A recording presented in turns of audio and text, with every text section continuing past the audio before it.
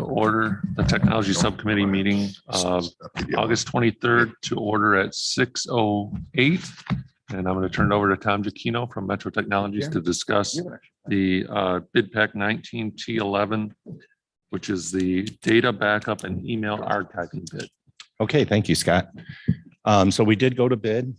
We received 2 bids for the data backup and archiving. We are recommending the low qualified bidder.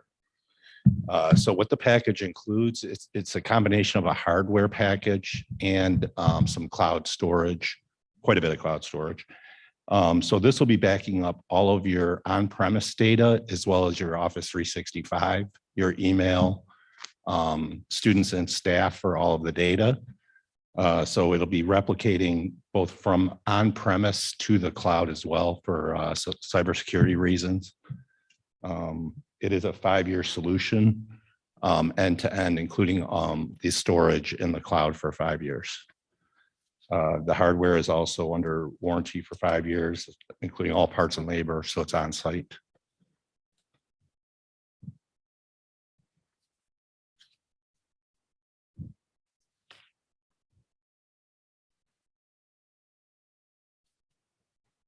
So this is backing up all of your 365 data as well. Office 365 and archiving. So this is getting us closer to, moving out of the V blocks towards cloud. This is taking everything off of the V block now. Okay, so it's Yeah, you still have on-prem. We got the you still have on-prem servers and data storage, but everything then gets migrated to the cloud for backup. So pretty much this is the finishing touch on that. So Yeah, the V block, we can pull the V block out now. There's substantial savings doing that too. Oh, absolutely. Yeah. So V-block. yeah, you're not paying for all the storage on premise, everything, because everything's in the cloud. All of it's a very large savings over the 5 years because you're not having to add the storage on premise to do it.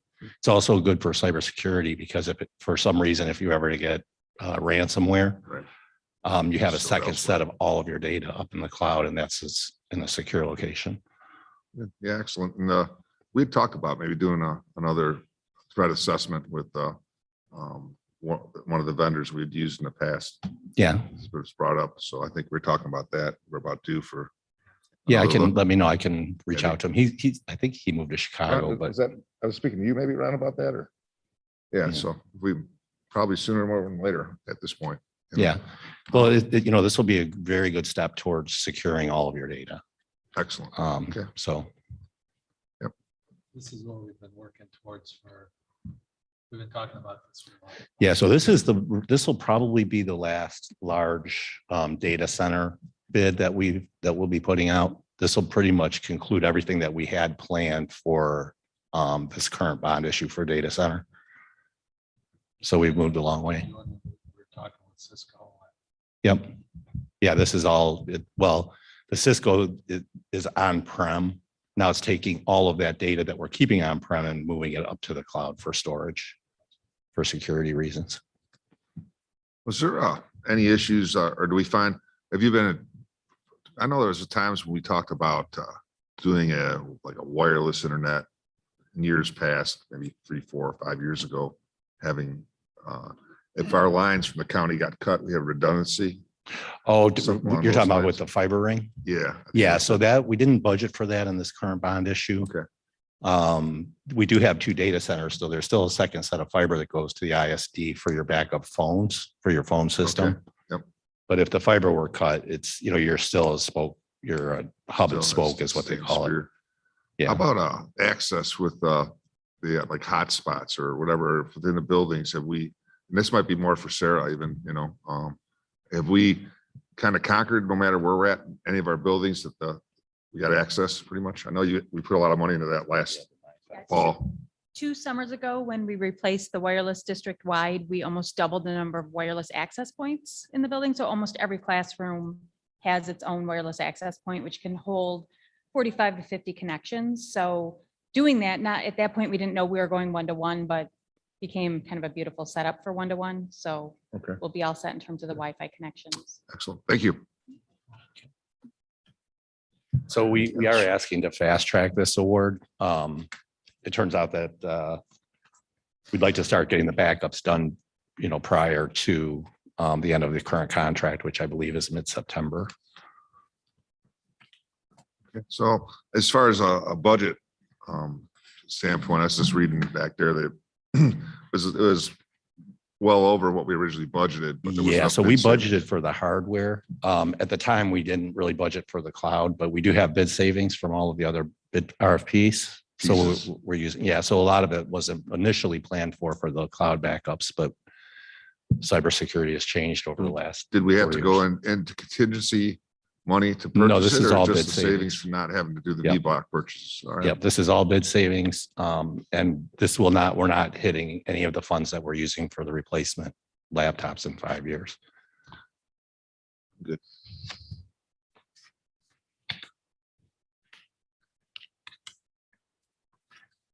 Any other questions? Any further? Excellent. Okay, All so right, then thank you we'll much. bring this forward tonight for full approval then. Yes, Okay, thank you. and we're on a time frame, right? So on that, we're on a time frame for approving this tonight so we can get, Yeah, Get rolling. yeah, because your current contract ends the mid-September. That would only really give us a week to get the equipment in and get all the data backed up onto the new systems. So, Okay. yeah, that's why we're fast tracking. okay, thanks for your and Angela's work here. this Okay, evening. thank you. Much appreciated. And always Miss Monia White. All right. Any other questions? No, All right, then I'm going to call the technology subcommittee meeting to a close at 6:14. And you got 16 minutes before the board meeting. Okay. Thanks.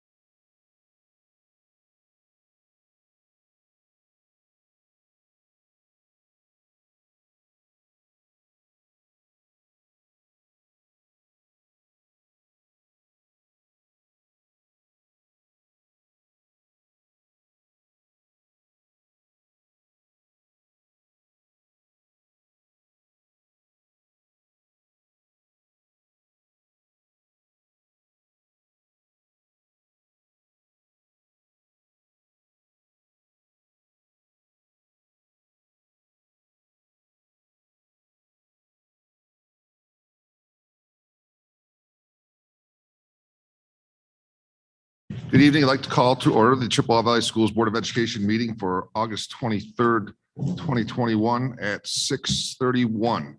Please stand for the pledge.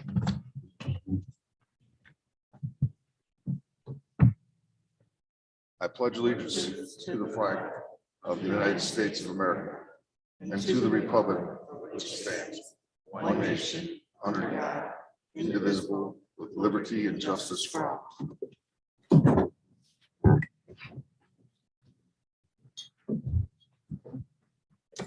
Again, good evening and welcome to the Board of Education meeting for the 23rd here. We're happy that you're able to attend this evening.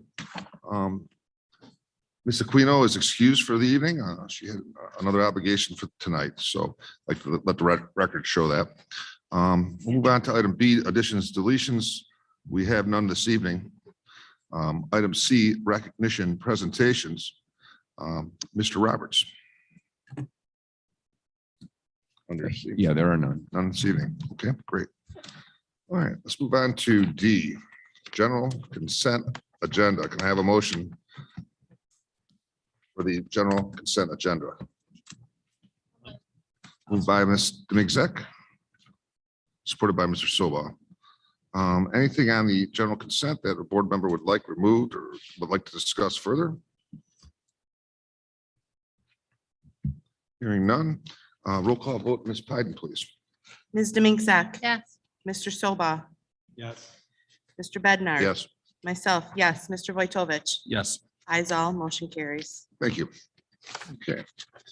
I believe we have some new teachers, Mr. Roberts, this evening. that are Sure, In attendance with us. So we have some new teachers this evening. Just, could you raise your hand if we have, is it just one? Come on down to the mic, please, and you can introduce yourself. We hired this evening for 10 new teachers, and we're glad you were able to make it here. So I think it's kind of dark, but I think I'm starting to recognize you. I have terrible eyes, so No it takes a worries. while to adjust, but I think you're a former student here, right? I am Yeah, indeed. I got it right. Okay, my eyes aren't that bad. So go ahead and introduce yourself and tell us your little story, where you come from. Yeah, so my name is Tyler Dargis. I am a former student, Dakota class of 2016. I will be joining as the choir director at Dakota, which I'm very excited for. Previously, before this, I worked for Utica Community Schools at Utica High School, Epler Junior High, and Heritage Junior High. And the position popped up over here and I could not jump on it quick enough. I'm very excited to be going back into the choir room, right where I was inspired. I worked with Todd Moses while he was here. Actually just had lunch with him on Saturday, and we've got some great plans for the program going forward. So I'm very excited. It's wonderful. Tyler, if I remember correctly, was it kind of like your goal to come back and teach here? Is that correct? It Or was am a I big off? aspiration for sure. Yeah, I definitely wanted to be back at Dakota because this is the kind of district and program that I love for choir and vocal music especially. Well, you're going to take over a wonderful program, and I'm sure you'll put your stamp on it, make it even more wonderful. Welcome back. Thank you very much.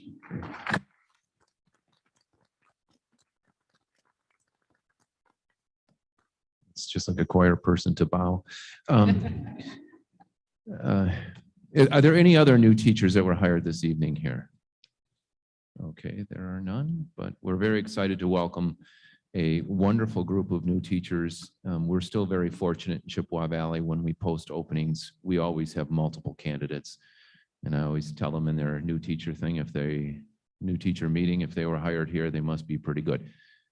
And make sure they have a lot to live up to. So congratulations to all those people. So that's it, Mr. Bednar. Okay, great. Thank you and welcome. It's always great to have Chippewa kids come back. As Mr. Roberts said, they're giving special preference in our hiring process to have our Chippewa Valley High School or Dakota High School graduate or Mohegan come in and want to come back home in our district. So we encourage that and we'd love to see it. So welcome to back home to Chippewa Valley. Okay, we'll move on from there. Moving on to E.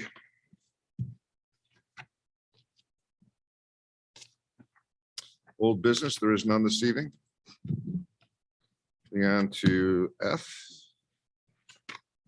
New business. Approve change order summary report, July 2021, Mr. Sutherland.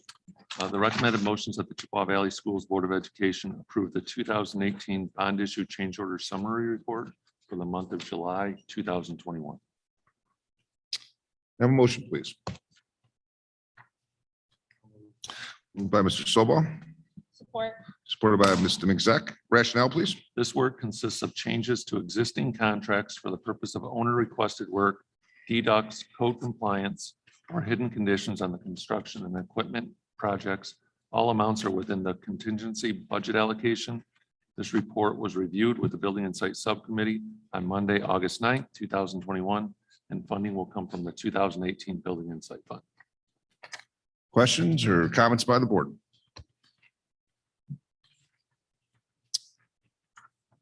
Hearing none, roll call vote, Ms. Biden, please. Mr. Sobah, Yes. Ms. Demink Zek, Yes. Mr. Bednar. Yes.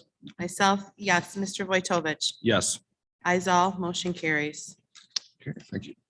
Moving on to F2, award contract bid pack 3C, Algonquin boiler replacement, Mr. Sutherland. The recommended motions that the Chippewa Valley Schools Board of Education award a contract totaling $53,800 to the following contractor for the fall 2021 mechanical renovations at Algonquin Middle School. Moved by Mr. Sobah, Support. supported by Mr. Mixzak. Rationale, please. This project will consist of replacing the boilers at Algonquin Middle School and will be funded with bid savings from the 2018 bond issue program. The work is scheduled to start in the fall 2021. This information was reviewed with the Building and Site Subcommittee on Monday, August 9th, 2021. Questions or comments by the board? So is this work being done second shift, it looks like, or? Yes. Yes, yeah, the work will be done on second shift. There's actually 3 boilers in there. So we'll just be changing out 1 boiler at a time. So we'll never be offline when we're doing the work over the winter.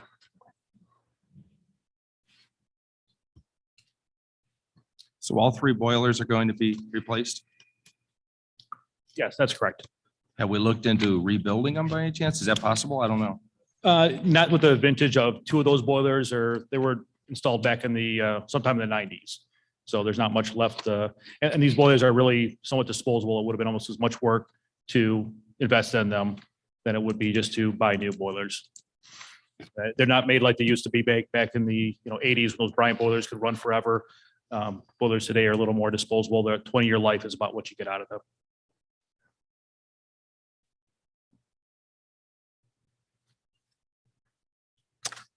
Other questions or comments by the board?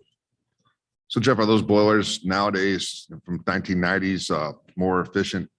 Just like furnaces, in the 90s, we didn't have 98 or 95% furnaces. This is true with boilers also. Yeah, correct. These are much more efficient than those old Bryant boilers I spoke of.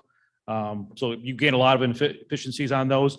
And originally this building only had 2 boilers. We added that 3rd boiler back in, I think, 2005. And what that allowed us to do is to stretch out the life of the 2 older boilers because they weren't cycling as much. So by adding 1 boiler, we bought ourselves a lot of time. We bought ourselves several extra years, almost 15 more years out of those older boilers. But now it's time to do that. So these boilers actually should last much longer than 20 years because they'll cycle independently. They won't all run at the same time. Okay, great. Thank you.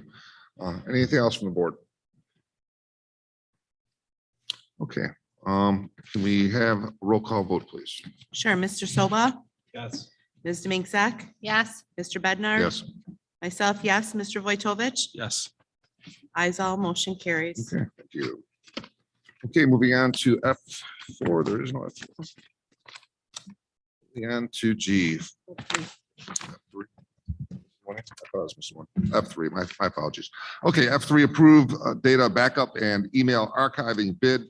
Mr. Sutherland. The recommended motion that the Chippewa Valley Schools Board of Education approve MBM Technology Solutions for the district-wide data backup and email archiving solution at a cost of $887,310. Have a motion, please. I'll move. Moved by Mr. Sobah, Support. support by Mr. Mixzak. Rationale? Aggressive pricing was obtained through the public bidding process for bid package 19-T11. The bid package provides for the purchase and installation of a new data backup server, new message archiver, and associated cloud services. The proposal was reviewed and approved by the Technology Subcommittee on August 23rd, 2021, and funding will come from the 2018 bond fund for this purchase. Questions or comments by the board? I just have one, and that's, Mr. Chiquino, this is good for 5 years Correct. for Yes, this it's a- price? Yes, 5 years end to end. And that's unlimited storage in the cloud as well. Okay, thank you. I have one. The cloud is a third-party provider or whatever you want to call it, right? Well, yeah, so it's the Barracuda cloud. It's going to, so it goes from your hardware on-prem to the Barracuda cloud. And that's a secure cloud. And I know they're very popular, but I mean, how secure actually are they? Is it with all the hijacking and everything going on? Yeah, so usually what they do when you store data in the cloud, they usually have 2 data centers that they store. So it would, in this case, I believe they have one in Los Angeles, another one on somewhere on the East Coast. So they're constantly backing up. So they are very secure.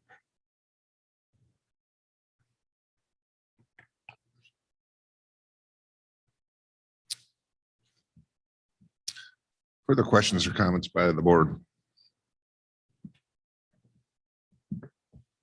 So this was reviewed by a building site this evening. And just to follow up, district made a change direction in the way we stored data a number of years back with under Mr. Gino's Metro Technologies recommendation, where we moved away from the D block and started sending that information to the cloud. I'm trying to simplify it because get too much, feel free to jump in. So this is a tail end of this completion of going from D block, sending things to the cloud. Mr. Chino would tell you that it's much more secure having things in the cloud because we ransomware, they can't put ransomware with all our data and all of our district, only certain things. So it's better in that way. And there's a lot of money we saved as a community and district by going away from having to purchase replacement D blocks and so on. Cloud And is on-premise much cheaper. storage. So although we spent 887,000 or going to when we vote here shortly, this was all achieved by changing the direction from V block to cloud. And there's no additional monies we had to pull out of the bond from contingency funds because of the bid savings we achieved by going in this direction. So this 887 is completely covered without even going for any additional bond money than what we budgeted originally. Correct. That's correct. Correct. So, all right. Anybody else? Okay, Ms. Pyden, roll call vote, please. Mr. Soba, Yes. Ms. Demink Zak, Yes. Mr. Bednar. Yes, Myself, yes. Mr. Vojtovich. Yes. Eyes all, motion carries. thank you. Thank you.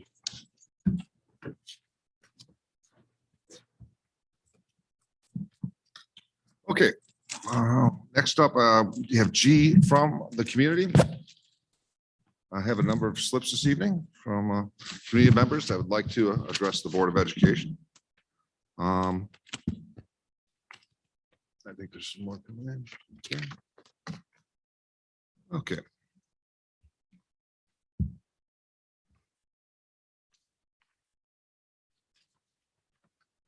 Thank you, Mr. Braskett.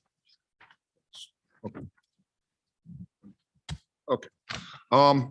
As we've done for the past, well, since we've been in pandemic, before we do community comment, I've always read through the public participation rules, just so folks know what was expected when they address the board. First off, addressing the board is not a exchange between the board and a community person. It's simply a time for our community members to come up and make statements to the board, to address the board, make comments, what's important to them. So it's not a question and answer. It's not the forum. It's community comment, just comments made to the board.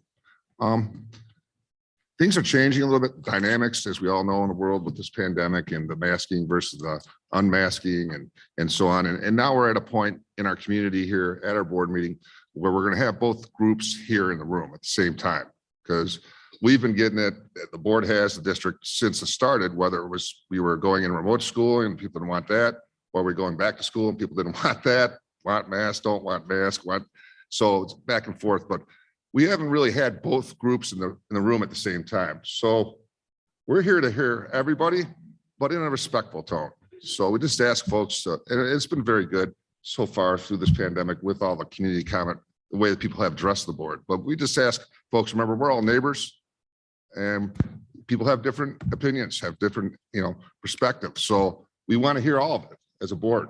And so that's why we're here, to hear the comment. It's not a football game. Okay. It's not a cheerleading rally. That can be kind of disruptive and offensive when people want to clap. They want to clap louder and they want to clap. And here we go. We're escalating. So let's just keep it respectful. Let's hear what everybody has to say tonight. And we'll move on from there and make our decisions as time goes forward. So, but I want to thank you all for coming. A lot of slips up here. So we're going to be here for a while, but we want to hear what you have to say. It's very important to us as a board. All right. So as far as the rules, each statement made by a participant shall be limited to 5 minutes duration. So again, we'll go 4 minutes. I'll give you a 1-minute warning and then we can close it up. Participants shall direct all comments to the board, not to staff or other participants.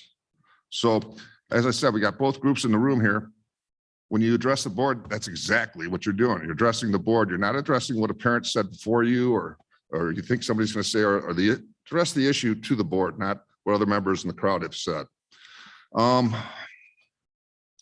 statements shall be directed to the presiding officer. No person may address or question board members individually. Complaints against identifiable school personnel may not be expressed in an open meeting. Such complaints should be first submitted in writing to the board and aired in open or closed session according to the wish of the persons involved.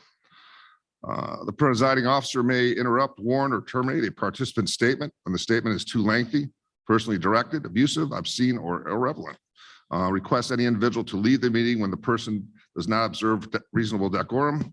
Requested assistance of law enforcement officers in the removal of disorderly persons when that person's conduct interferes with the orderly progress of the meeting. Call for a recess or an adjournment to another time when the lack of public decorum so interferes with the orderly conduct of the meeting as to warrant such action. Waive these rules with the approval of the board when necessary for the protection of privacy or the administration of the board's business. So, okay, very good. Again, we've had had very good conduct. We've had very respectful conversations. We have had very productive comment, I'd say. We're listening up here, so it's important. We appreciate you folks taking the time out of your busy lives to come address these issues with us. So we thank you up front. Okay, with that, we're going to get started for the evening with our community comment. First up this evening, we have Miss Kelly Rand. Kelly Rand.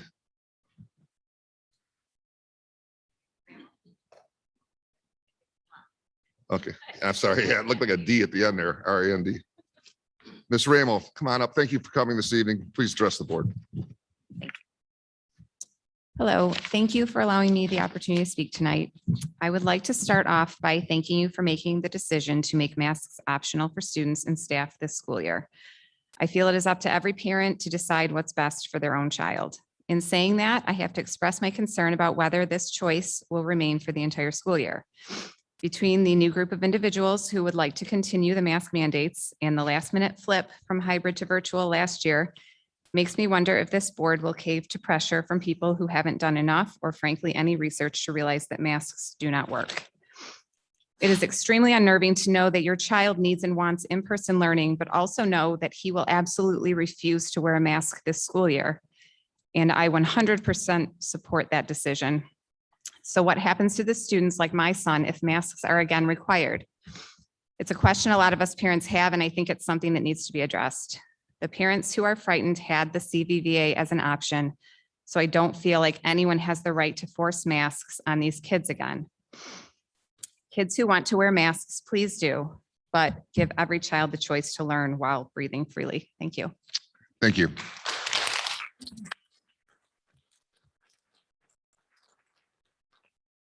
Okay, next up we have I'm sorry, I can't read. Is it Simisa Tobovic?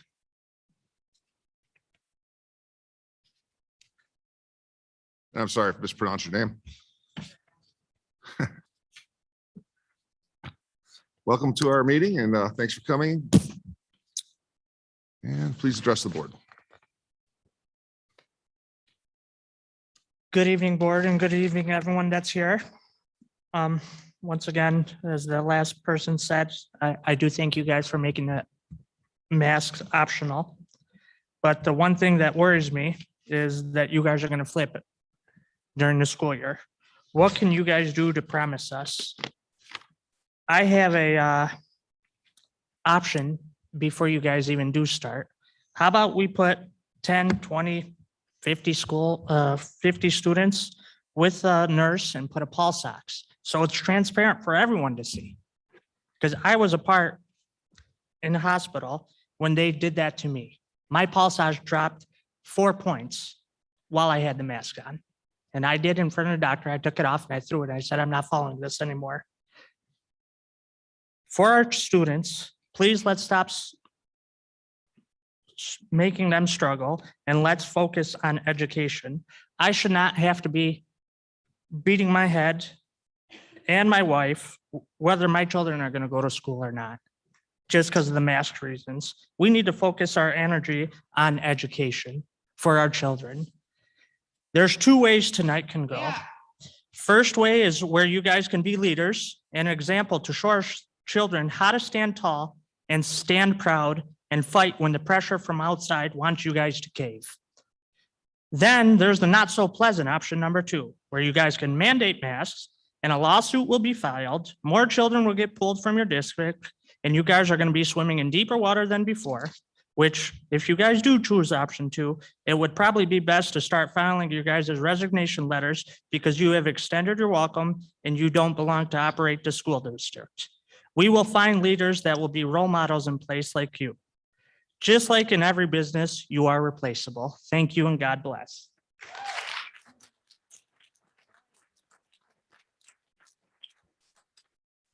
Okay, thank you for your comments this evening. And next up, we have Joel Ruhlman.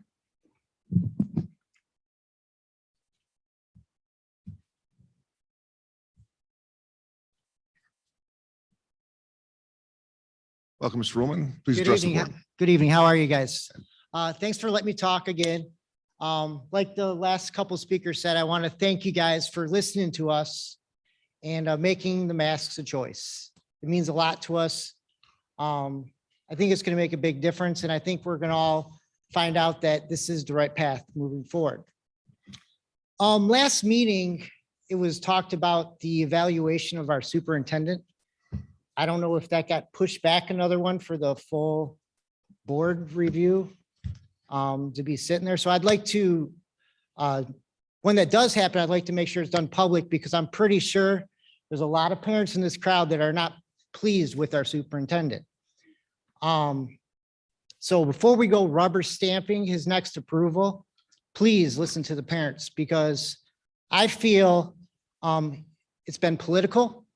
I know you guys mentioned last meeting that you guys weren't political, and I can guarantee you, I can sit and look at every person on this stage. I can pick out who voted for who. If you're truly apolitical, how can I know that? And I might be wrong, but I'm pretty sure I could tell. It's obvious. This is the world we live in. It was also brought up about trusting the board last meeting.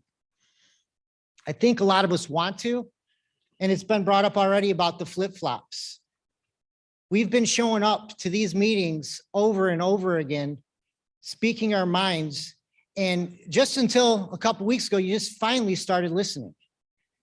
And how can we trust someone that just ignores us? And you just said that, oh, I'm listening to you, but are you really listening to us? Or are you just paying lip service and being politicians? And it's awful to say that because you're a school board and you're supposed to be doing what's best for our kids, but it sure as hell doesn't feel that way. So please, before we go rubber stamping our superintendent's approval through, listen to the parents. We're working on a survey right now in the groups to let everybody hear what we feel of our superintendent because it's not good. So again, thank you for listening to us on the masks. We're here, we're showing up, and just don't ignore us because we won't let you ignore us anymore. Thank you.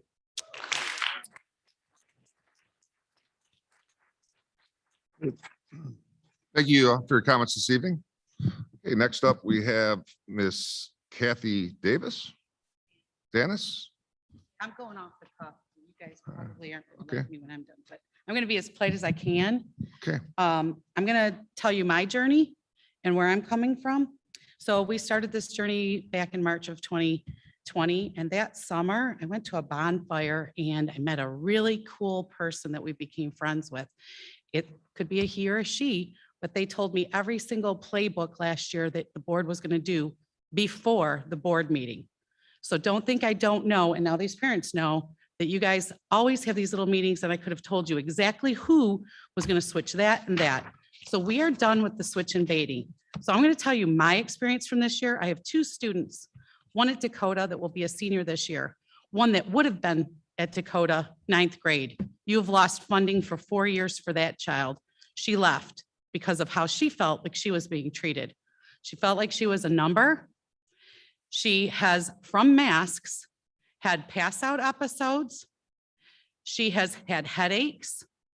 She has had to see a psychiatrist because she feels like she's got no hope for the future. And when masks were finally being able to take off, like in the summer after school, or her one dance studio said no more with the mask, she said, I can breathe again. So I've already been told, so there is a Michigan blueprint plan. A Michigan blueprint plan. Look it up, everyone. It's 40 pages. And there's one line in there.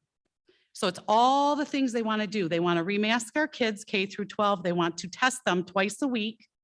Okay. And that's just the start. Then we go into vaccine mandates and all that. So I already know that I already know that there's going to be a switch and bait on the masks. I'm urging you to flip your decision and let it be optional. The last 19 months, you have catered to people that have been fearful that could have kept their kids online. Now it is time to listen to the parents that want their kids in school.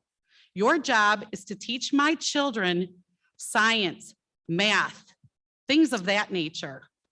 I have been insulted, Mr. Superintendent. I wish you would look up and look at me in the eye because this part is going to you. This part is for you. Point of order here, point of order. You have to address the listened. board officer, not the superintendent. The board officer is me. That is the rules. All right, thank you. He needs to pay attention because I have seen him go into homes and put online on this Zoom, when it was a Zoom parent meeting, how beautiful and perfect the two homes were that he went into. I'm a home care nurse. I've been in these homes in the community, and that's not what went on this past year. What went on this past year are students, little students on little dinky phones because you guys didn't get the laptops out to them on time. Some students didn't even have devices. 5 people trying to use one little device, all kinds of crazy stuff. My kids got quarantined twice, never been sick. One almost missed her spot in varsity cheer. She almost lost her spot on a false quarantine. Took me 4 days to get the nurse to turn that around and get my daughter's position back. I got a call on a Wednesday at 5:30 that my daughter was in contact with a student. The student left the school on a Monday at noon for her quarantine. I know this because it was my daughter's best friend. I was told my daughter had to be quarantined because she was in her class. She's in her 6th hour class. The girl left at noon. My daughter hadn't seen her since the Wednesday before. 4 days of false quarantine. My 14-year-old, who is no longer going in this school district, who lost 4 years of funding on her, she's out of here. She says she feels there's no hope for the future. She was the joy of my life. That kid never had a day of anxiety, never had a day of depression, and I've had to pull her out of both of those. I have been a nurse for 30 plus years. Okay, I've been on 2 infectious disease boards. If you feel that masks work, then that parent should have a choice and wear a mask, have their kids wear a mask if that is their choice. But if you are a parent that do not believe in the masks, that they don't work, and obviously they haven't because we still have COVID around for the last year, even with masks, then that should be their choice. And if you're going to flip flop on us, you will not hear the last of me. I have been quiet for 19 months, but I'm taking some time off to do what I got to do for my kids and start fighting for my kids because I have had enough. And I have watched you guys all year long. I'm sorry to interrupt. 1 minute, Dismiss please. us. 1 minute. I'm sorry to interrupt. Please continue. Okay, so at the beginning of the year, you asked for suggestions when this all happened. My suggestion was get hot water in the bathrooms because I've been in this district for 17 years. No hot water in the bathrooms. Make sure there's proper soap in the bathrooms. So this money that you spent on these stupid dividers that you used for 2 weeks, you could have used to fix the darn school for sanitary reasons, for washing their hands better in the bathroom. So maybe you guys should think a little bit more on where you're spending your funds. That's the first thing. Second thing, I don't want any more insulting emails telling me when I should and should not take vacation, how many kids my kids should hang out with on their break, okay? If you are going to be the parent instead of me, then I will give you my psychiatry bills for my daughter, her doctor bills for passing out episodes, and I can go on and on. You can pay the bills if you want to be the parent. So leave the parenting to us parents. Stick to education, okay? Stick to education. We all want our children safe. Nobody wants to die, okay? Newsflash though, if people want to stay home, they can. You have that option. Don't take ours away because you never gave us our option from the beginning. Never. I'm done. If anybody wants information on 9 pages of how the masks don't work, medical information with citing, All I right. can give you the site. Thank you for your comments this evening. Mhm.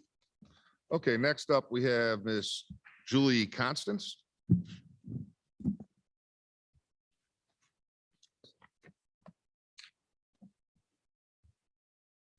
Hello, my name's Julie Costanza.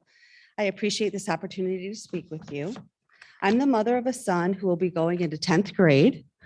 I have heard that masks will be optional this school year, and I hope that remains to be the case. I don't want my son wearing a mask. Masks do not work. I personally work in the medical field, still got COVID while wearing a mask. So did several of my coworkers. The NIH director recently admitted that mask mandates enforced on children are not based on COVID data. There was a large Danish study done in November of 2020, which found no statistically significant benefit of wearing a face mask. If face masks are mandated, then I think the burden of proof falls to you to prove. You should provide the peer-reviewed clinical studies providing their effectiveness if you're going to mandate it. I'd like to remind you that we've never had to wear masks for the flu or any other illnesses.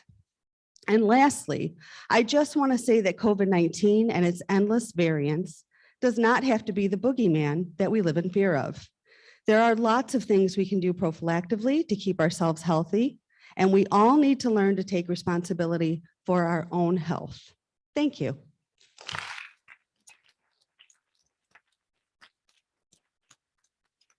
Thank you, Ms. Costanza, for your comments this evening. Next up, we have Crystal Alexander.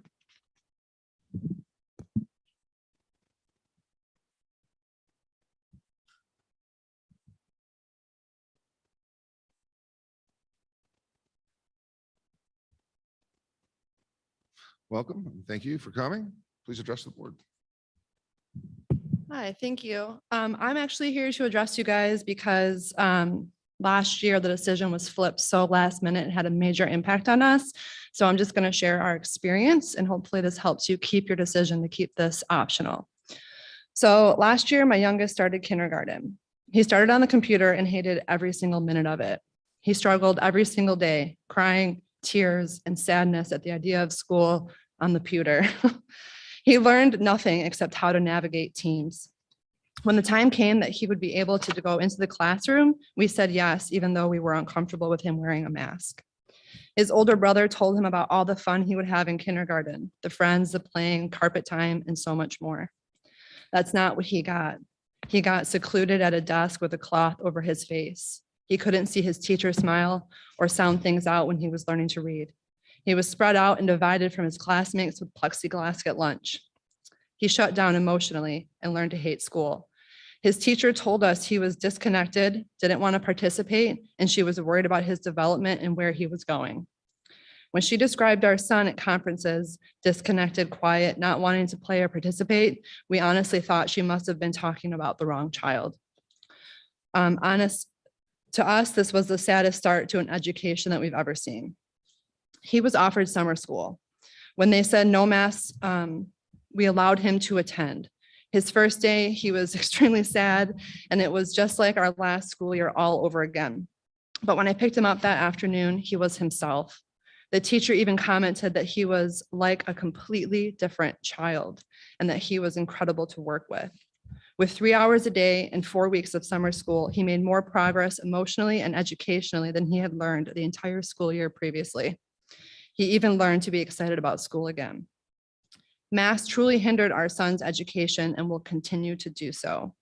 If you guys do make a last-minute decision to remove the mask optional choice, as 2 full-time working parents, we are going to make a very hard decision and not allow him to return. We hope that the board continues with this decision to keep masks optional and the parent's choice. Thank you.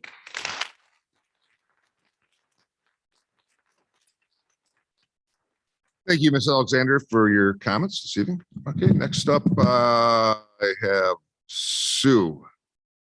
SUE.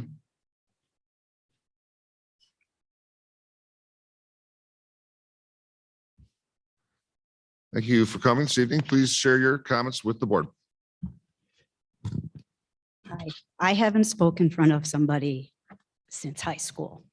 So God, give me the strength and the words and the wisdom to speak only the truth in Jesus' name. Hello, good evening. I am here tonight, not only for the kids, but also for the adults that chose to stay quiet for fear of being fired. Staying quiet is what I have been debating on myself, not anymore. I am a parent of a Chippewa graduate, a taxpayer of this district and state, also an employee. Yes, I work here. I love my job, or I used to love it. I love the kids I am with daily and have for the past 18 and a half years. What I saw and went through the past year and the 3 months prior to that sickened me. Between trying to help teach special ed kids, yes, I mean teach, because that's what I did online. We then were in school for about a month, then out online, then back for 4 days and online for 1, then back full time with masks on faces. It truly made me sad. You have no idea what it is like in a classroom day in and day out to see a child that struggles to speak in the first place, try to do that in a mask, let alone understand what they are trying to say to you. Then the anxiety of them having it on all day. Getting upset because they are told to put it on when they take it off. Or they sit there with it on while sweat is pouring off down their faces, and watching their reaction when you tell them, it's okay, take it off. Well, it's total confusion. Some would rather sweat and not breathe efficiently because they are afraid they would get yelled at. And that has happened to these kids. Yes, yelled at across the hallway. Put your mask on. Most of the time, I felt everyone was more worried about the mask than things that were actually happening in the hallways and in the bathrooms. Kids throwing water bottles so the floors would get wet and people would fall and have a laugh about it. That happened quite a few times. Or boys going into the girls' bathrooms, but that was okay too, because we weren't allowed to say he can't, because that would be wrong for us to assume he wasn't a girl. That's a whole nother issue. We have to go back to teaching and not mask shaming, both wearing and not wearing. Like it did if this changed at the last minute, like it did last year, and these masks are mandated or anything else is, I, for one, and I know more, will not be wearing them, because I would rather be fired than to have to watch these kids and us go through that again. We do have a constitution, both state and federal, that you and I both took an oath to uphold. I, for one, believe in that document. I am capable of taking care of myself and knowing when to stay home if I am not well. I have been with kids that have had all kinds of sicknesses. If I was afraid of getting something, I would not have chosen to work with the kids for as long as I have. God is with me every day. He watches over me and these kids that I pray for. He does not want his children, young or old, being hurt in any way or mass covering his creation. And that is exactly what you will be doing if you change this like you did last year. I prayed every day when I walked into work that God watched over the staff and that all of this would stop. Not sure if any of you pray or believe in God. That's your choice, as we have our choices. It is a parent's choice to mask or not mask their children. It is my choice to mask or not mask. Not you, not the government. As far as I know, we still are a free country. Let's keep it that way. You be the leader that upholds the Constitution, not the one that destroys it. God bless each and every one of you. In Jesus' name.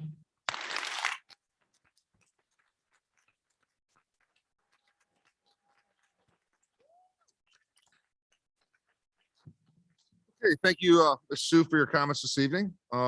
Next up, we have Jennifer Morari. Sorry about that.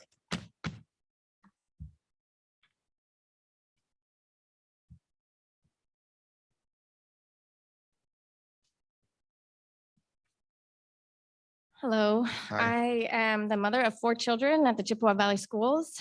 I'm also a practicing registered nurse. We have good experiences with the various teachers over the years in this district and overall have felt, except for last year, that the kids were getting a good education. My family and I were happy to learn that Chippewa Valley School District is not requiring masking for students on the upcoming year. I understand that other districts in the state have chosen to mandate masks again. With the media hype regarding the Delta variant, I want to make sure that this district remains mask optional and does not cave to external pressures to mandate the masks. First, I want to shed some light on the lack of evidence that masking students actually does any good to prevent the spread of COVID. The American Academy of Pediatrics recently came out this month with recommendations that all children over 2 years of age should wear masks in school and daycare settings. I can imagine that such a prestigious group and organization would have done their research. So I looked up the cited studies that they gave to support that conclusion. Guess how many there were? 2. Only 2. The main study was done in schools across Georgia for a month period between November and December of last year. They compared schools with mitigations, including masking, improved ventilation, social distancing, and use of barriers to schools who were not using such methods. Each school had various and unequal methods in place. So first, let's break this down a little bit. We've all learned the scientific method, right? I learned it in school, you learned it in school. Hopefully we're teaching it in school today. The first problem with this study was that they did not isolate the variables, meaning any data returned from the study could not conclude that one variable, for example, masking, could have been the sole determinant of any data differences. Second, the study came to a conclusion that was wholly misrepresentative of the data. They determined that COVID-19 incidence was 37% lower in schools that required masking versus those that did not. So on the surface, that sounds like a big deal. Maybe you would want to mask because that sounds like it would make a big change, right? So then I looked at the actual raw data. Schools using mitigation techniques had an average of 2 COVID cases per 500 students versus schools who did not do any masking had 3 cases per 500 students. So let me tell you that again. 2 cases if you mask and do ventilation systems, other variables versus 3 cases per 500 students that didn't do any mitigation. So you tell me, does that make it worth masking our kids? Okay, so just for one case difference, they determined that that was a 37% decrease in count because it went from 3 to 2. This study is completely misleading. It's not scientific. Ultimately, the scientists who have analyzed the study determined that it showed, if anything, improved ventilation in the schools was the main deterrent to COVID spread versus masking. So hopefully that's something that you're thinking about as a board or have done something about to improve the ventilation in our schools. But the deeply flawed and misleading study was the best that the American Academy of Pediatrics could come up with to support masking our children. Conversely, masking isn't without its problems. Young children need to see facial cues to understand language and emotion. Teachers need to see their students' faces to gauge reactions and emotions well. Masking also makes children feel isolated and inhibits conversation. Not to mention, there are adverse health consequences to consider. Finally, we all know that COVID affects children differently than it affects adults. And even if they contract the disease, it is very mild. In children, influenza is actually statistically more dangerous than COVID is. Yet we've never previously masked students during the flu season. Ultimately, I advocate for the parent's right to choose. If a parent still feels that masking is important, I have no problem with them sending their child to school in a mask. However, I hope for a better and brighter future for my children, one where they are no longer forced to wear masks just to make the adults feel better. I want my kids to come home from school excited to tell me about their day rather than complain of another headache from wearing a mask for 8 hours. I want them to see other students not as vectors of disease, but as potential new friends. I want them to boldly question and study things out for themselves rather than be obedient lemmings. I want them to breathe freely without fear that the air is full of disease. I want them to be able to realistically analyze a potential threat and not give in to the media fear mongering. I want them to interact, speak with, and play with others without being told that they are spreading disease. Our kids deserve a future full of hope. Let's give it to them. So please, if you care about our kids, keep masking optional this year. Thank you.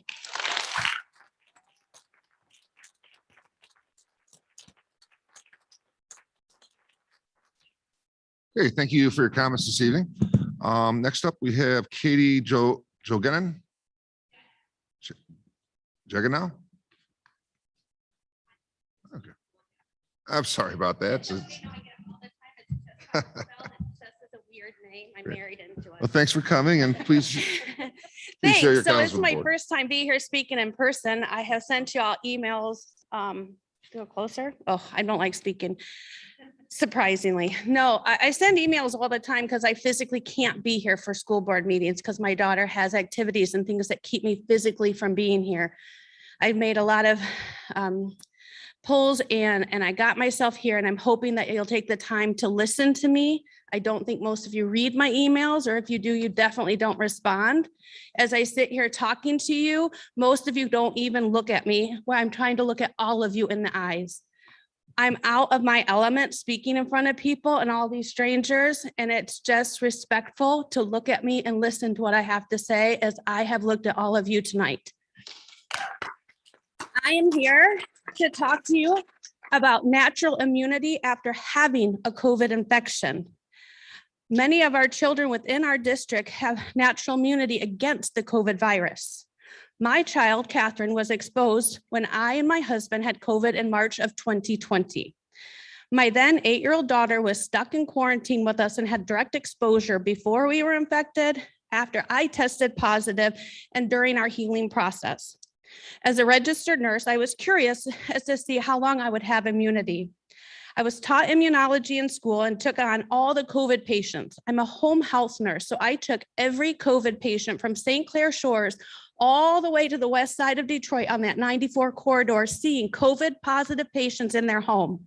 And I did that because I knew I had immunity. I had just had the virus. God made my body beautiful and it worked well. I had the antibodies. So I protected all the other nurses in my company. I gave up all my precious patients that I've had for years. I said, no, you protect them, give them nurses that aren't. I'm going to do this. And I did it for months. And then I thought, well, they're telling me on the news I don't get to keep my antibodies. Like, that does make no sense. We make antibodies, we don't lose them. Our body isn't like, hey, where'd that go? We keep our immunity. So every 3 months, I started having my doctor test me with the blood test through the Henry Ford Health Lab system. Do I still have it? Yep. 3 months later, do I still have it? Yep. My husband had it. Great. Let's test Catherine. She never had the infection, not one sign of the infection. My daughter has the immunity. Our antibodies don't go away. As a natural immunity response system, my antibodies will look for the entire COVID virus. I will take on the body of the entire virus and all the variants. My body recognizes it, says something's wrong, and sends my killer T cells in there to get right rid of that thing. I'm immune to variants as well as the original. Curious, however, they cannot isolate the COVID-19 virus, nor can they isolate the variants. And I can also show proof, and I'll email this later this week. I should have sent it today. I sent you guys 2 great emails with good information. I want to say it was last summer, was telling people at a World Finance Institute, I'm sorry, off the top of my head, where they listed back last summer what variant was going to be named and when was it going to hit us hard.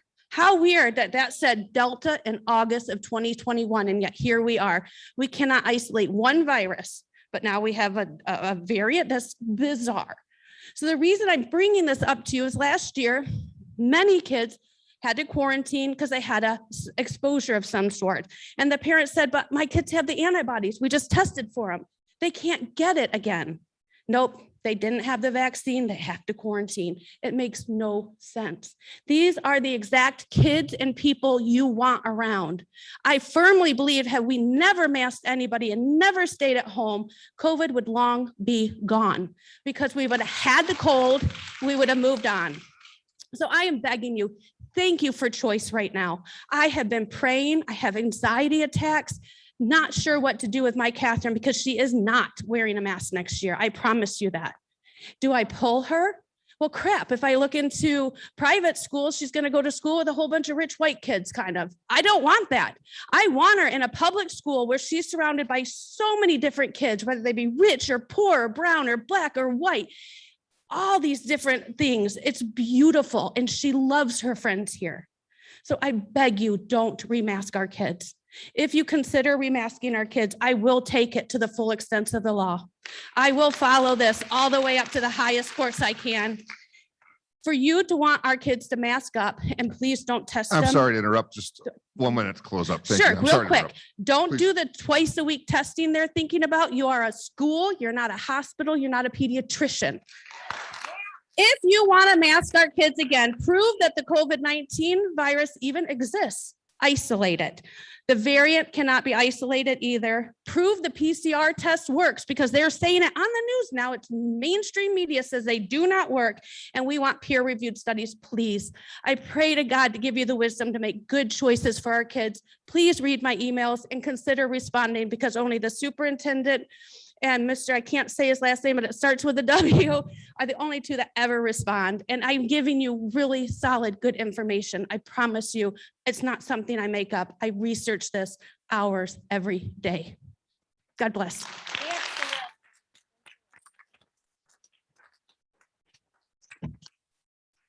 Thank you very much for your comments. Well said for somebody who says they're very nervous in front of the mic. It was a nice job by you. At any rate, we shall move on. Next up, we have Miss Rita Zielinski.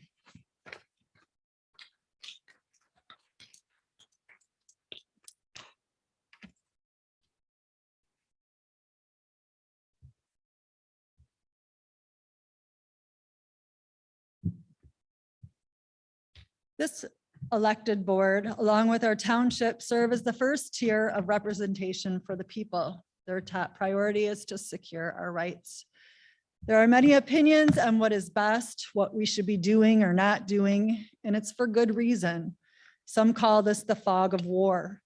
In the beginning of the so-called pandemic, I was very afraid myself. I went along with every recommendation, masks, sanitizing everything, 6 feet. I didn't leave my house. I began searching for more information and found that many mask studies indicated that masks are harmful and that don't protect us from this virus. No mask study exists still to show that they work or they don't cause harm. Credible doctors were warning early on that the vaccines were dangerous, explaining that the mRNA has never passed the animal studies and decades of trials.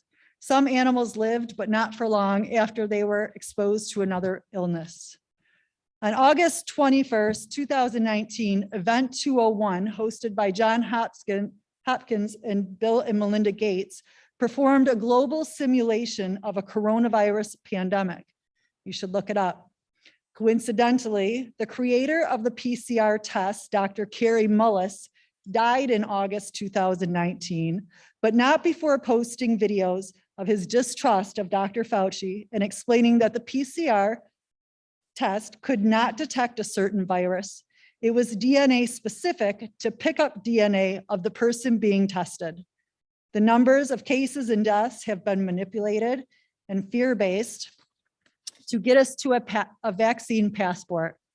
Digital vaccine passport patents existed long before the lab-created virus or this pandemic. These will have our medical, DNA, financial, social, and any all information attached. So think social credit score, think China, look it up. While many have been busy with life, family, work, home, I have made time to research and question what we're being told.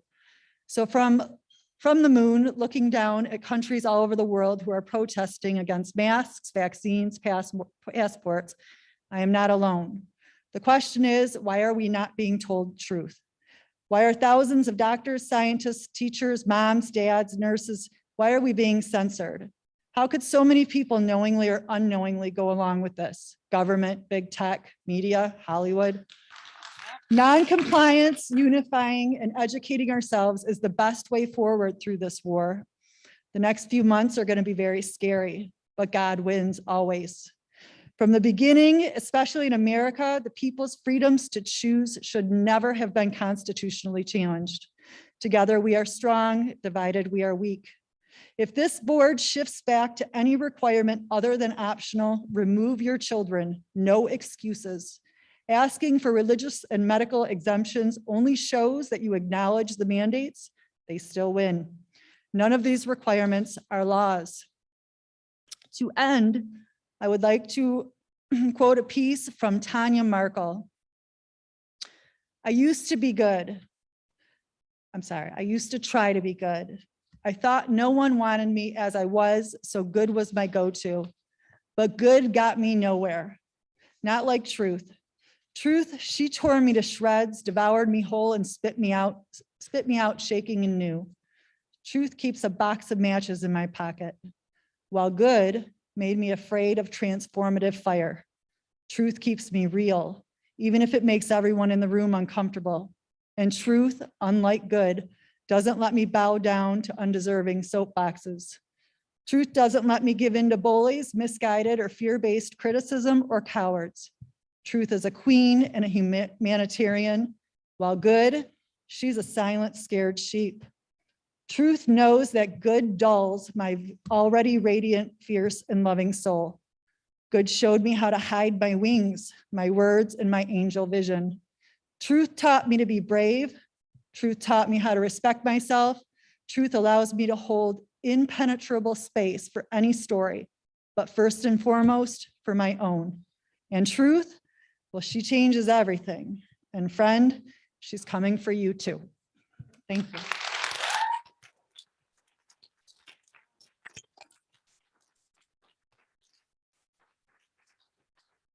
Hey, thank you for your comments. And I wanted to mention too, we had a bunch of community members that came up this evening to speak that were nurses. And we want to thank you on behalf of the district for your service to our community during these trying times. So I want to thank the nurses out there.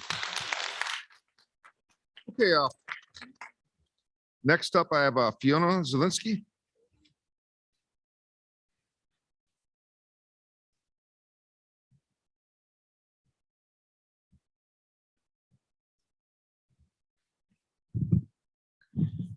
Masks should always remain optional. We live in America and we should have the freedom to choose. Wearing masks last year made me feel sick. That was a terrible price to pay to see my friends. This year, I will be online for school because of unknown requirements. No masks mean I will stay healthier, but I will really miss my friends. I used to think our superintendent was really cool, but now I'm not too sure. Thank you.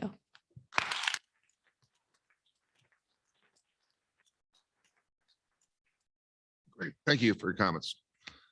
Okay, next up, we have Jessica St. Laurent. Jessica St. Laurent. Thank you, Ms. St. Laurent, for coming this evening. Please share your comments with the board. Thank you. Good evening. My name is Jessica St. Laurent. I am speaking to you as a concerned parent of 4 children who currently attend Chippewa Valley schools. My concerns tonight lie with my 2 sons who will be entering 2nd and 4th grade at Shawnee Elementary School. My husband and I come to the board not only as concerned parents, but concerned teachers in 2 separate school districts. If anyone can attest to the struggles that schools have faced this past year and a half, it is him and I. Our frustrations lie with the lack of school-aged childcare, SAC, that is again not being provided by Shawnee Elementary for the upcoming school year. Let me rephrase. I am assuming that SAC will continue to no longer be offered for the upcoming school year, as I have not received confirmation through the district or its administration. Instead, I have reached out to numerous parents, teachers, the administration building, district and school website, Shawnee's office, and now Ojibwa Elementary, which was what Chippewa Valley School inconvenient alternative was to remedying the lack of childcare from last year. Upon leaving a voicemail on Shawnee Elementary's main office line and requesting a call back regarding my SAC inquiries on Thursday, August 19th, my inquiry still goes unanswered. The office staff has been back since Monday, August 16th. The school year that starts 2 weeks from now, tomorrow on September 7th, is left me with doing nothing but wondering, is the district deliberately not disseminating information about how Shawnee's plan or lack thereof in hopes to not receiving community backlash at the next board meeting, as that is not until September 13th, after school has started. While we are on the topic of dates, I would like to walk you through some pertinent dates from the past year and a half. March 10th, 2020, a $55 million enhancement millage was narrowly passed for Macomb County Public Schools. The 1.9 mills raised an additional $55 million per year for the next 10 years. One board member was quoted in CNG newspaper as saying, "The enhancement millage is about our kids."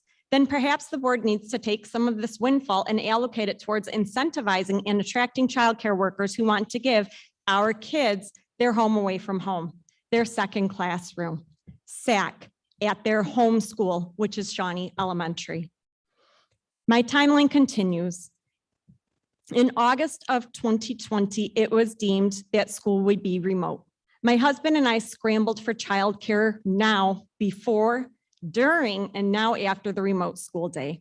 We finally felt like things were starting to look up when we received communication from the district when a hybrid model would begin for elementary schools the week of October 12th.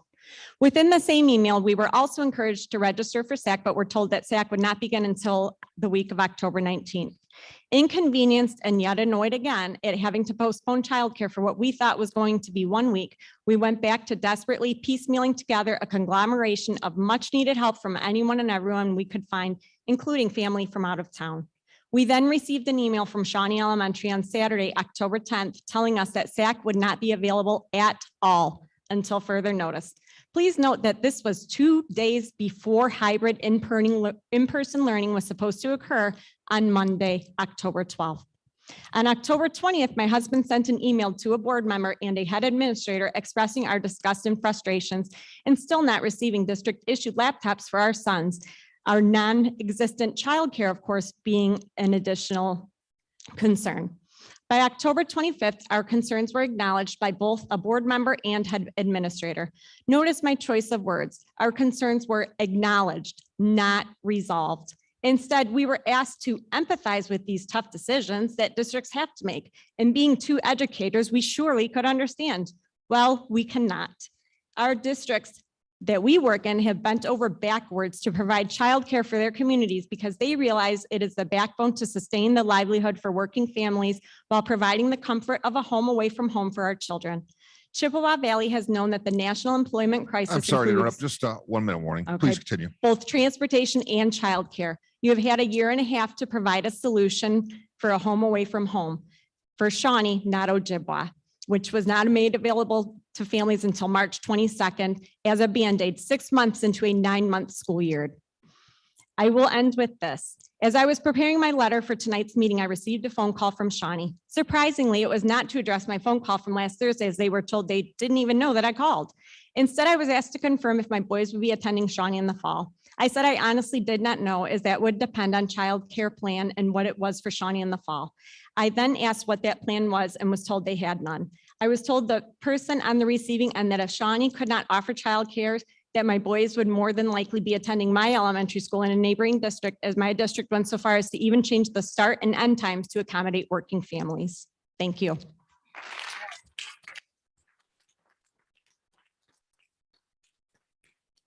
All right, thank you for your comments this evening.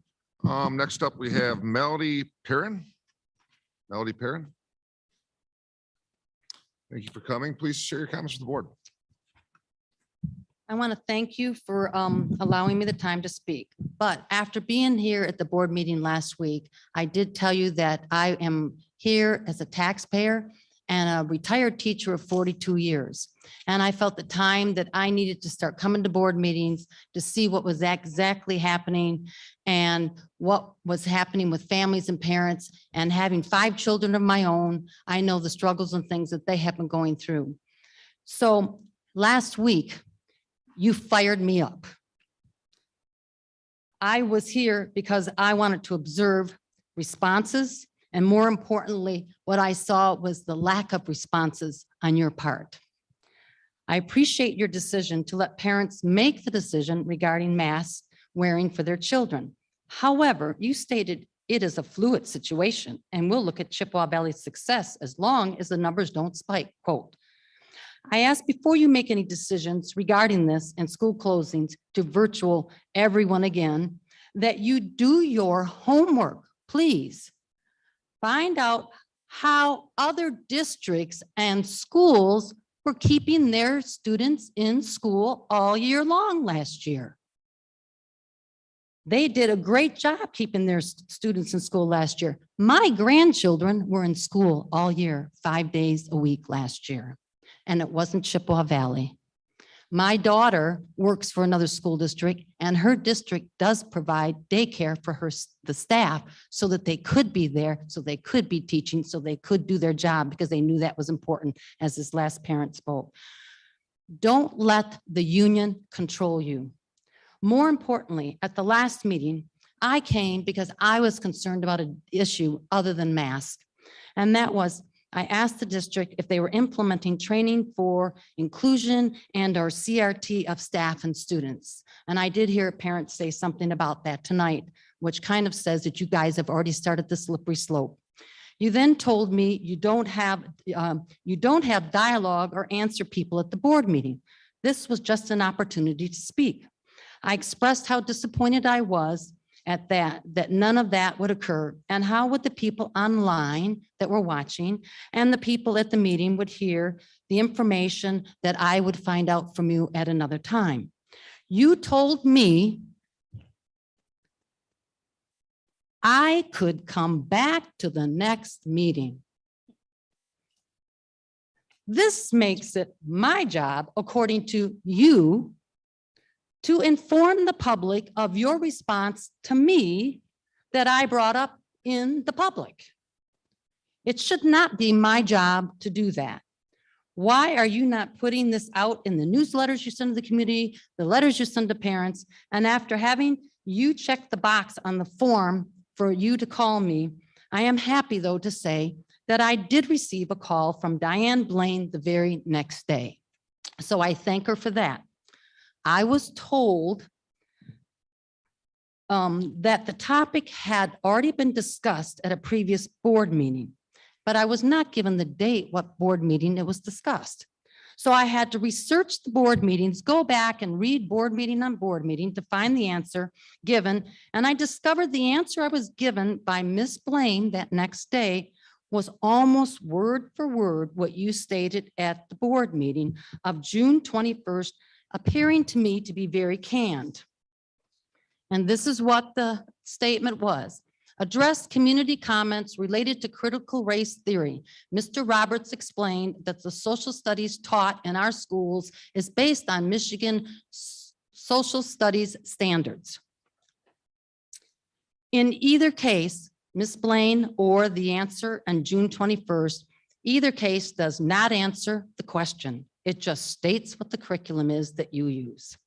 I realize that it could be being taught and you don't even know it, as demonstrated by one of the board members last week and last time when they very kindly spoke to the audience and thanked them for being there and participating in the meeting. Then the board member said, they don't do Facebook or social media. So they were unaware of what CRT or SEL even was. That's rather disturbing and I'm sorry to troublesome for interrupt. me. 1 minute, please. I'm sorry to interrupt. Please continue. I'm sure for many. We don't expect you all to be aware of all the issues, but do expect if you don't know the research, what constituents are asking about, it's your job to find out. So that board members should know what is out there and what people are asking, and not rubber stamping as it appeared, because I see people silently. I had a hard time hearing you, and I've had a hard time hearing you today. It feels that it's a responsibility to do some research on the board and the meetings. Majority of the board meetings provide opportunities for people to speak and at times engage in dialogue. I called several other board people, other boards found this out. I found out about the city. They allow people to respond. They do dialogue, and they don't put it at the end of in the spot in the meeting where they can't even see what else is going to be discussed and respond to it. You don't speak into the mics. After looking at several board meetings, I found all of this out. My hope is to improve the transparency, the interaction you have with your community. I also desire that you would really investigate CRT, SEL, and the things that are being taught. I believe you don't even know it. I thought you might want to know that in June of this year, the NEA had their annual meeting, and they stated, and I'm going to quote it for you, at that meeting, at its yearly annual meeting conducted virtually over the past few days, the NEA adopted new business item number 39, which essentially calls for the organization to defend the teaching of critical race theory. Quote, it is responsible and appropriate for curriculum to be informed by academic frameworks for understanding and interpreting the impact of the past on current society, including critical race theory, says them. Last, I would like a copy of the curriculum where I can, and I'd like to know where it is, I can pick it up, more specifically the Chippewa Valley's directives for the teachers on these topics and how they're expected to handle diversity and racism. I already began viewing the Michigan curriculum. As I stated at the last meeting, I am retired and I am aware of that. So I was able to look a bunch of that up and started searching it, but it is cumbersome. I expect after bringing all this to you tonight that this would appear in the minutes of this meeting, providing you the opportunity to become true and transparent. Not just Mrs. Perrin spoke, Mrs. Sue spoke, the nurse spoke, that spoke. I called other board members, and they do not do that. It states what the people said. So how is it we're supposed to even look at the board minutes and know what came up and what was discussed and how we could even have follow-up if we don't even know what people said? Thank you.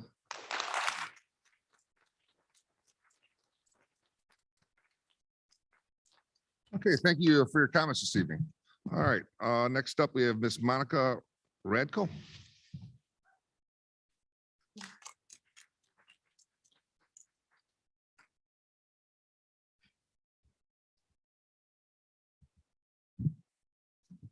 I wanted to thank the board and the superintendent for allowing masks to be optional for the fall. A lot of us parents are exhausted from this battle, which I am sure you are too. I can't wait for the day when I don't have to ever think about a mask again. I sent an email with information, but I wanted to share it tonight at the board meeting. We had 270 responses from the survey, Parents Against Mask and Mandatory Testing. Out of 270 responses, 43% said if masking or testing is required, we will not be sending our kids to Chippewa Valley schools. 31.9% said, my kids will attend Chippewa Valley schools without a mask. Every day we are seeing schools changing their decisions about their mask policy. So far, Macomb County schools are stepping up and have not changed most Macomb County schools are stepping up and have not changed their decisions, and I applaud you for that. The parents of Macomb County have come together for their children. We're going to continue to work together to fight for our parental rights. We are not selfish or only thinking about ourselves just because we don't want masks on our kids. There are around 15,000 students in Chippewa Valley schools. It is not possible for the board or the superintendent to know the needs of these 15,000 students. Please allow the parents to do what is best for their children. In 2022, 3 school board members are up for re-election. I will be running for school board in 2022. As a school board member, it is important to listen to all parents and to always put kids first. I'm going to continue to encourage parents to be involved in their children's education by attending school board meetings, running for school board, joining your school's PTO, and attending school events. And I'm going to end with a quote by Jane D. Hall. At the end of the day, the most overwhelming key to a child's success is the positive involvement of parents. Thank you.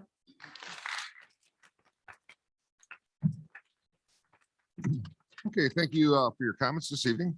Last up, we have Ms. Michelle Bocano. Michelle Bocano.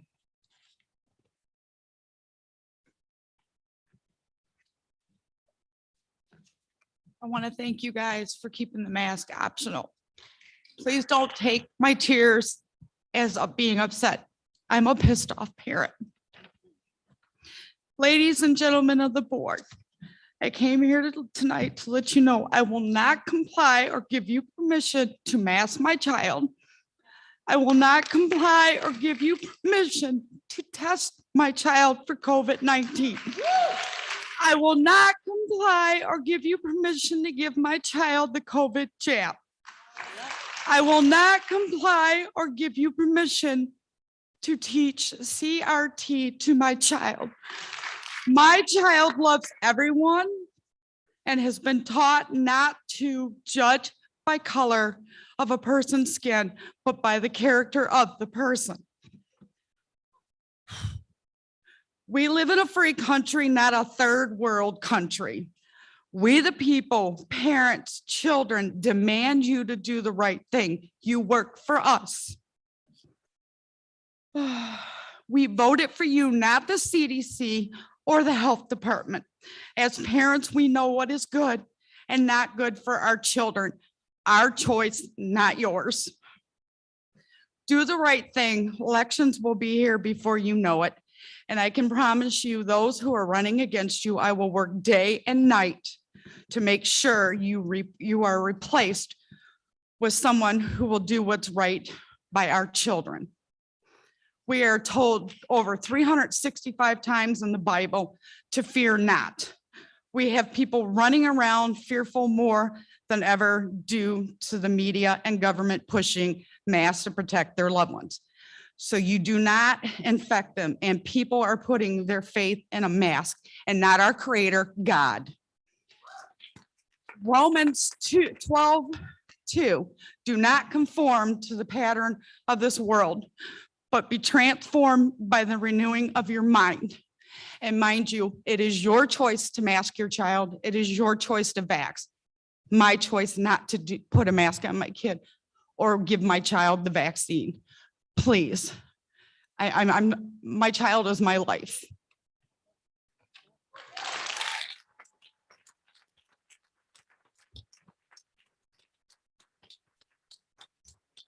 Okay, thank you for your comments. And thank all you folks for taking the time out tonight to address the board and speak to us of matters that are important to you and your families and our community. So thank you very much. Okay, we're going to move on to the next item, which will be H, Union Communications. Do we have any union leadership here tonight that'd like to address the Board of Education?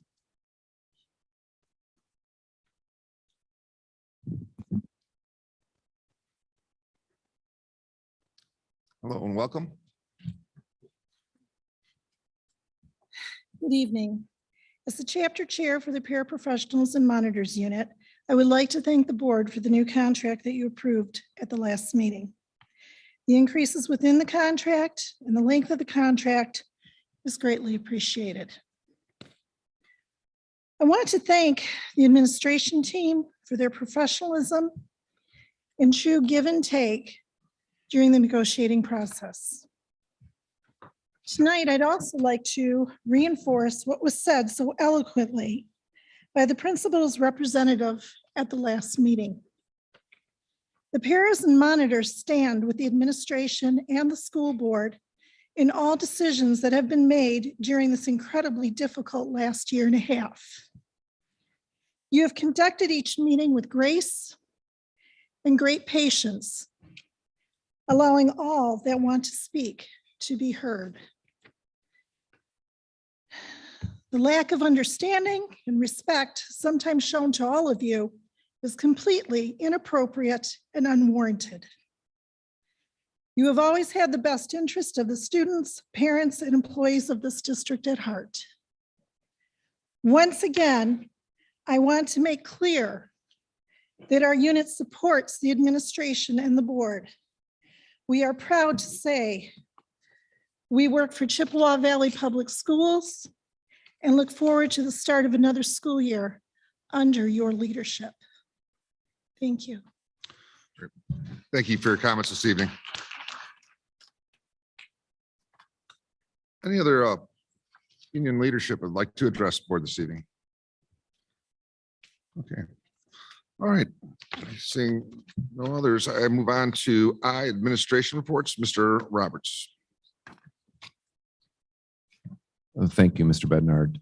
To our board members, in your folders this evening, you have a draft of our return to school guidelines, and I'm just going to speak a little bit about that.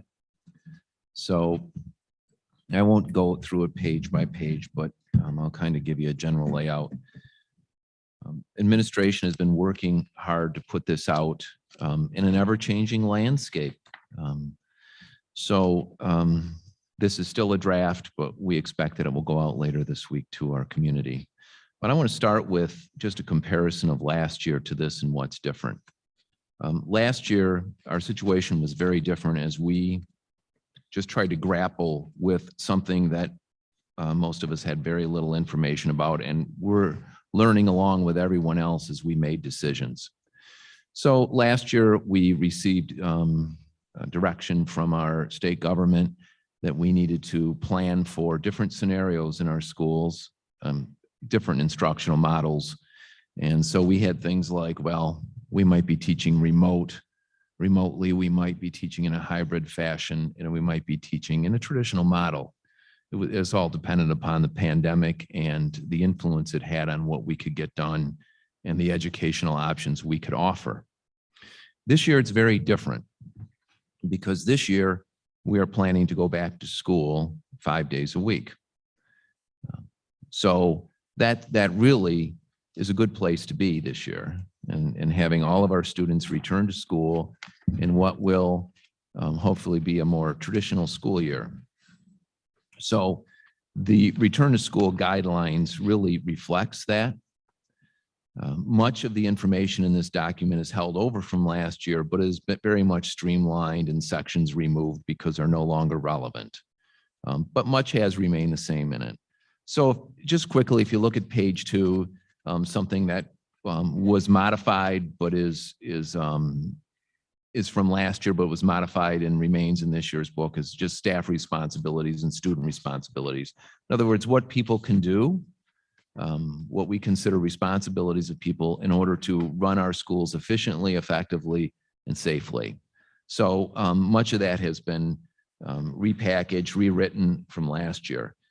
And then in the following pages, the following 5 pages, pages 3 to 8, there are just different aspects of the school day. They're all in an alphabetical list, so you can kind of peruse through those and you kind of see different things about things in hallways as students arrive to school, all the different processes that are a part of our school day, and what needs to happen and for our students to remain safe. And also page 9 is we have some specialized programs such as ECSE, and I think there are 2 others listed that are information related to those programs and some of the considerations should be made for those. Then you'll see in here is 10 to 14 are situational responses from the health department. Just all the things related to COVID, recognizing symptoms, close contact definition, and that's all on pages 10 to 14. And 15 and 17 are just health department flow charts. What if this happens, you'll just see a flow chart on it. The answer is yes or no, what the outcomes might be in dealing with COVID in our schools. So that kind of takes you through kind of the layout and the format of our return to school guidelines. There are still many protocols in place. A lot of protocols have carried over from last year, bus protocols and protocols throughout our building, things that happen in our building. So things in our buildings like use of hand sanitizer, frequent hand washing, cleaning of high-touch surfaces, social distancing to the extent possible, the direction that students' desks face. All of these things remain part of our safety protocols in order not only to get our kids in school, but to keep our kids in school. That's what we need to do. That's our goal for this year, is get our kids in school and keep them there. There are other things that we will have that are protocols, such as limiting crowding whenever possible. There are hallway guidelines. And another thing the board needs to be aware of is that we are limiting access to our buildings in the evening in order that our custodians can thoroughly clean the building each night. We are opening our buildings for activities in which we can arrange for custodial coverage in another way. For example, we have things like our support groups run at different times of the year. Big mom-to-mom sales, things like that that PTOs do. We're trying to find a way to make those happen, but those are almost a little bit easier to happen because of custodial coverage. We really want our custodians in each evening to be able to clean the buildings thoroughly. So we need to limit the traffic in the buildings to whatever extent possible that we can do in order to do that. The other thing that was mentioned here tonight by at least one speaker, and I've mentioned it each time because sometimes it's something that gets overlooked, is just our ventilation systems remain one of our safety protocols. Our ventilation systems are up to date, they're top notch, filters are changed, settings to enhance the exchange of air have been increased. So our ventilation systems, and that's through bond elections, are up to date. So those are some of the building protocols that we'll have in place to keep our students safe and in school. We also have protocols in transportation. We have sanitizer available as students enter the bus. We have assigned seats. We open our windows when it's feasible to move the air throughout the bus. That's not always feasible. And then also our custodians sanitize our buses completely. And they did that last year and they will continue to do this year. One topic that's a topic that was mentioned here, that's why many people are here tonight, and it's a topic across our county, across our state, across our nation. It's not difficult to turn on the news and see stories about it. It's just topic of masks in school. A few weeks ago, we put out guidelines for the start of this school year in which said we would have masks be optional. We highly recommend them, but they are optional. And that's the way it will remain for the start of this school year. Masks will be optional for both staff and students and highly recommended. Now, people are concerned about this. We get emails from people who say we should not have masks. We get people who say we should provide that level of safety. We think we can provide the level of safety necessary right now to operate our schools under the current conditions with our plan, as I've just stated. We will continue to monitor this. We do need to keep our schools open and we do need to keep our students safe. So we'll monitor the data and adjust if necessary. But our plan is that masks are optional. Again, and I've stated this a few times, our purpose is to get our kids in school and keep them in school for face-to-face instruction. We work with the health department. I meet with them regularly. We'll continue to meet with them. We'll work on individual situations and we'll implement strategies to deal with them. Our district will have 2 nurses available for dealing with types of situations in our schools related to COVID. We did last year, we will again this year. And as we deal with these situations, we'll try to take the path of least disruption to our educational program.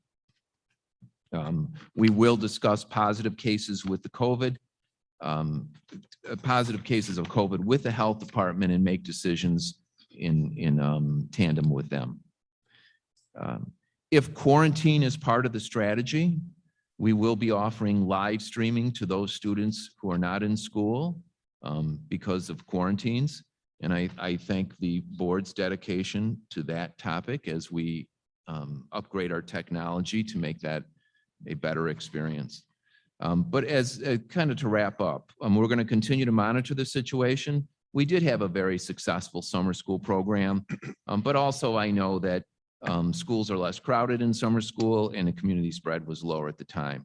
And we've had experience now over the last year, and we understand the impact that community spread has on our schools. As last year, when we opened to a full face-to-face program,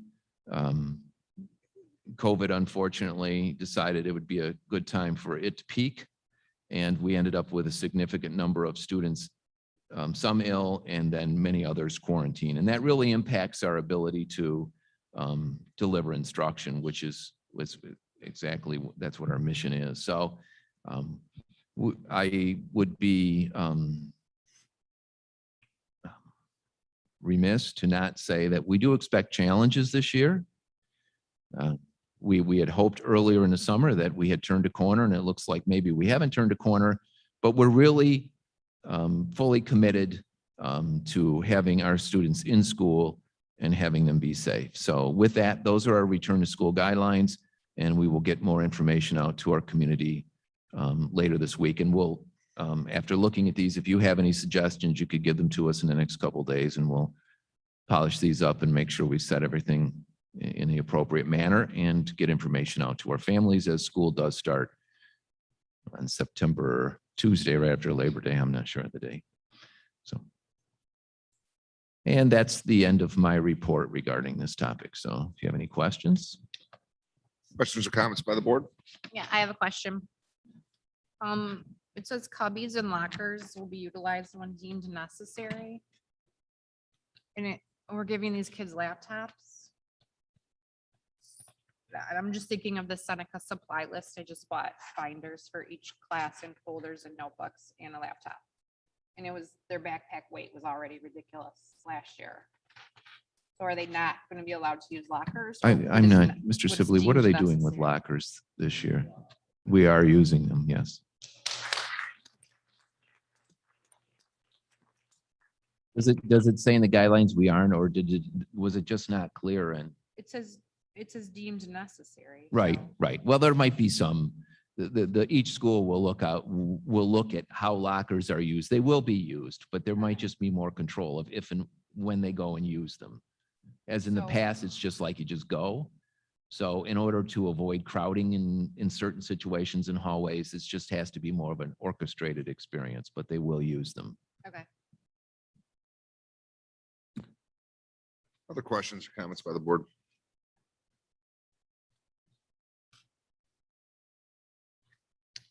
Okay, very good. Appreciate this. We'll have a chance to page through this a little bit closer after tonight's meeting, and read through it. And again, any board member has anything they need to speak about regarding this, please contact Mr. Roberts. If I could just end with one comment, please, Yeah. Mr. Bednar. I just want to recognize central administration and our building administrators for the work in this area. They've spent hours, countless hours last year preparing for the opening of last school year, and then monitoring what works and what does not work, and then putting together the guidelines for this year. So it's a quality job, and it's a quality job because of administrators who are not only willing to work hard, but really care deeply about the education of our students and how they can make schools function to that end. So thank you. Okay, thank you. And that is also a curriculum report for this evening. Yeah, that's the end of our reports. Okay. All right. Move on to K oven by the board. Board members' comments for this evening.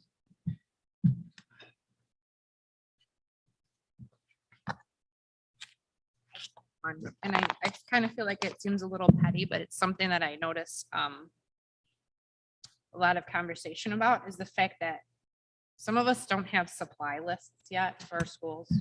I think it's more of a problem in elementary. And I don't know, I feel like this is stupid, but Target's been out of markers for weeks. So I'm wondering if maybe we could try to work on next year with having a standard supply list that we could get at the end of the year. For elementary, and then they can have teacher specific things once we find out who the teachers are. Because I think this is just causing anxiety for people, especially this year, because it's just something to cause anxiety about. And And we were getting to the fact where, I mean, they're out of school supplies at stores. So, and I know that I'm sitting here saying this is really stupid, but it is what it is. I mean, that's what people are, it's what people are concerned about. And it's every year. We don't know what we're supposed to get. So, I mean, they know fourth grade at certain schools, they know what they use every year. So I don't understand why if we could send it home, and then I'm sure the schools are being bombarded with calls about school supplies. So anyways, that's just my thought about it. That's what I've been seeing a lot of this past week or so. So. Mr. Roberts,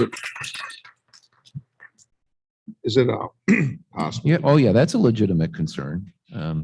So we'll work on that. Well, I'm sure Ms. Licari will discuss with building principals and see if we can improve that process. Okay, other questions or comments by the board?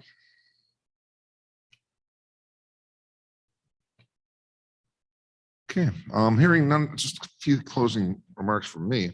A couple things that I heard from the community tonight were, most of us very good. But there was a few things mentioned, and speaking on the board's behalf. One thing was mentioned about Mr. Roberts' evaluation. That is held in closed session, executive sessions, because it's between the board and employee evaluation. So that's not going to be something that's done in public, that we've done by the board in closed session. And I have to speak up on behalf of Mr. Roberts. We are very blessed, to use some words I've heard tonight, to have this gentleman in our district. People don't know, this gentleman has led us through this the best he can. And he deserves a lot of credit and praise for what he's done. He's kept it on the wheels on the wagon. It's easy to criticize, but get in his shoes and see what you have to deal with. Okay, I'm sorry, I'm not talking to you. This is my time. You spoke, I don't interrupt you. This is my time. This is my time. Okay, so please have a little respect for this man, okay? He works awfully hard for this district. Excuse me.